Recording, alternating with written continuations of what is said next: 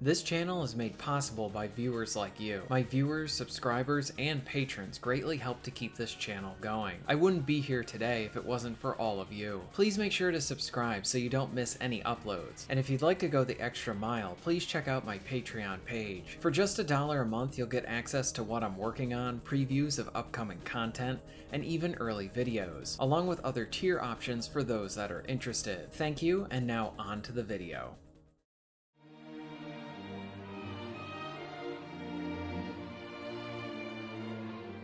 The PS2 generation was full of Medal of Honor titles. Frontline was the first one that was released, and it is easily one of the finest entries within the franchise. It had an excellent campaign with great gameplay, memorable levels, and exciting set pieces. Rising Sun followed this, and while it stumbled in a few areas, it offered a more personal story with great action and a very strong second half. Easily one of the more underrated entries. European Assault had its own issues as well, but still had solid shooting with more open levels offering exploration and personalization to how the player tackled each of the areas. There was a final Medal of Honor title planned for the PS2 that would be known as Medal of Honor Airborne, but this was cancelled and resulted in the development of Vanguard. This final entry is easily the weakest release of that generation, while still providing some good shooting. Join me as we take a look back at Medal of Honor Vanguard.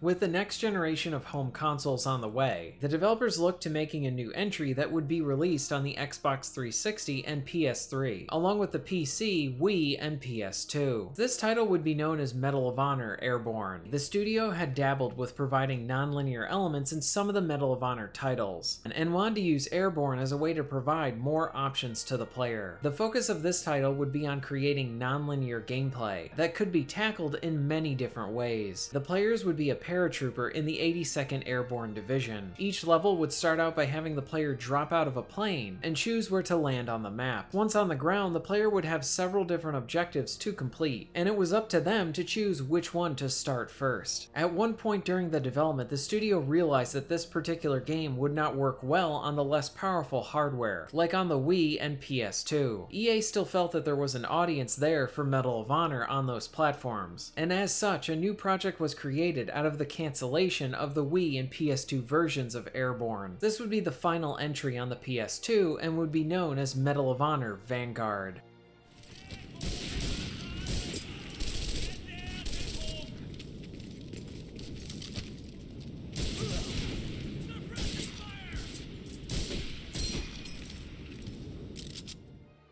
The development studio was in a bit of a tricky situation, where they needed to now create a new game while making their current one and release it very close to the launch of Airborne. Vanguard would have some similar elements to Airborne, like how players would still be playing as a paratrooper. From a narrative perspective, the studio wanted to tell a strong story in the traditional style established by this series. Gameplay-wise, the player would still be able to jump out of airplanes, but not to the same extent that would be seen in Airborne. Both games would have similar concepts, but realized in different ways. But even with these similarities, the studio wanted this game to stand out from its big brother release. Vanguard would see the player discovering and using weapon upgrades to better their arsenal. For example, the Thompson could be equipped with a drum magazine. Along with this, there would be an extensive amount of combat dialogue which would dynamically change depending on what was happening in a fight. This would allow Vanguard to maintain that element of authenticity that the series is known for. At the same time, the studio was making this game for the Wii, which meant it needed to find a way to provide a first-person shooter control scheme that would work with a remote and nunchuck. During development, they opted to go with controls that would be easy to learn so that anyone could pick up the game and enjoy it. Many movements and actions like jumping and reloading could be completed through the use of simple gestures. This new control scheme was built to provide the player with a level of precision you would not even get with a normal controller. Ultimately, Vanguard would be both the final entry on the PS2 along with the very first entry on the Wii. In March 2007, Medal of Honor Vanguard was released to the world.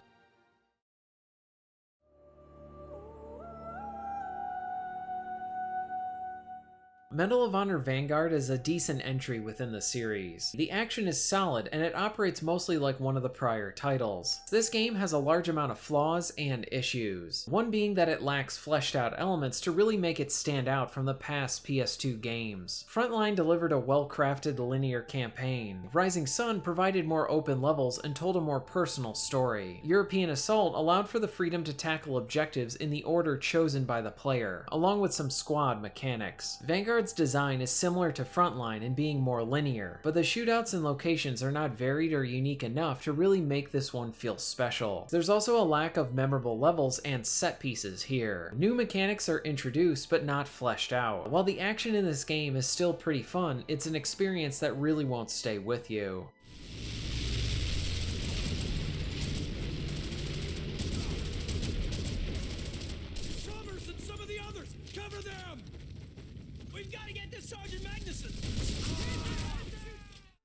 Vanguard is a first-person shooter with a focus on intense gunfights. The controls mostly operate the same to many of the entries released at this time. You can crouch and prone to avoid enemy fire. There is also an option for leaning while aiming down your sights, allowing you to play conservatively. The shooting action is solid from the impact to the sound effects. Enemies have enjoyable death animations along with producing a small puff of blood when shot. You get to use the expected World War II weapons like machine guns and various rifles, though the arsenal does seem a bit smaller than the prior entries. For healing, the game only uses a form of health regeneration, and there's no options for medkits or health pickups. There are a total of 4 missions that are broken up into a few different levels. At the start of most missions, you will paradrop in, and there's some choice into where you want to land. This feature is pretty cool and an exciting way to start a level, but it mostly feels tacked on. While this would be more fleshed out in Airborne than in this entry, it is mostly used as a way for the missions to have a cool introduction. In some cases, depending on where you land, you will find some upgrades for your weapons. These are limited to only 2 guns, and again, it feels like an interesting feature conceptually that is not fully realized here. As you complete levels, you will earn medals, and some of these will provide you with some passive buffs, like better health and sprint regeneration. In many ways, this is a by-the-numbers World War II shooter that lacks elements to help it stand out from other first-person shooters in the same setting. The same can be said for the story. You get treated to some war footage with some narration. The narration is good, but it does not offer any development or much characterization to get invested in the story. It honestly feels like the very minimum to do to check a box for the game.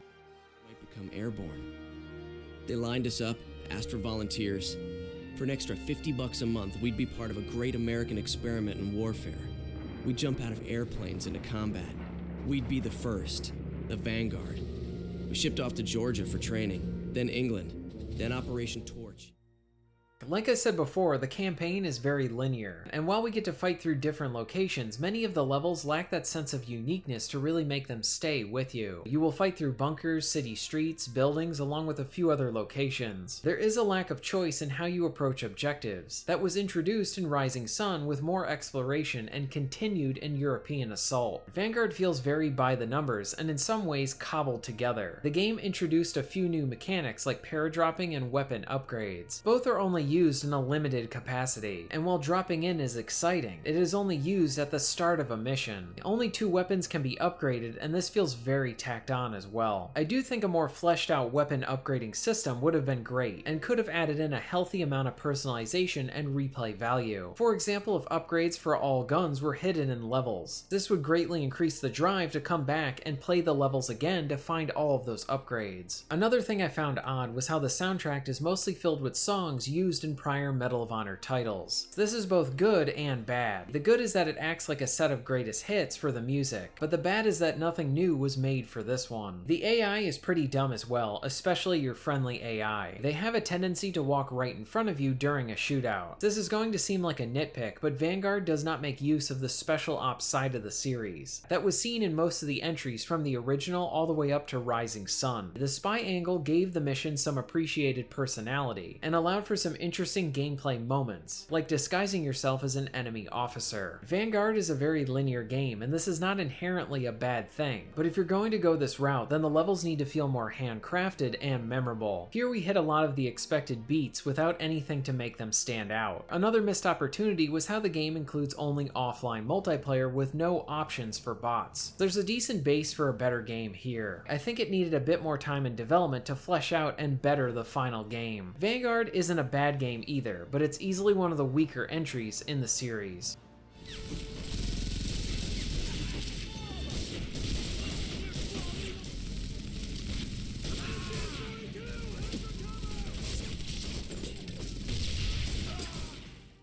Medal of Honor Vanguard is both a decent shooter and one of the weaker entries. The shooting gameplay is still solid and enjoyable, but everything surrounding it feels rushed and thrown together. Some of the new elements are interesting, but not developed enough to really make them feel like fully realized mechanics. There's also a lack of memorable levels and set pieces. Vanguard lacks a voice and mostly feels like it was made to cash in one more time on the PS2 audience, and then break into the Wii space. Overall, this game reeks of being a project that was mandated by the publisher, rather than an entry that the developers wanted to make. After saying all that, Vanguard is a decent game, but one that you can easily skip out on unless you are a hardcore fan of the series. If you are interested in being notified of new videos, please hit the subscribe button and bell. And if you would like to support the channel and get early access to content, please check out my Patreon. All of the links will be at the end of this video and within the description. And thank you very much for watching.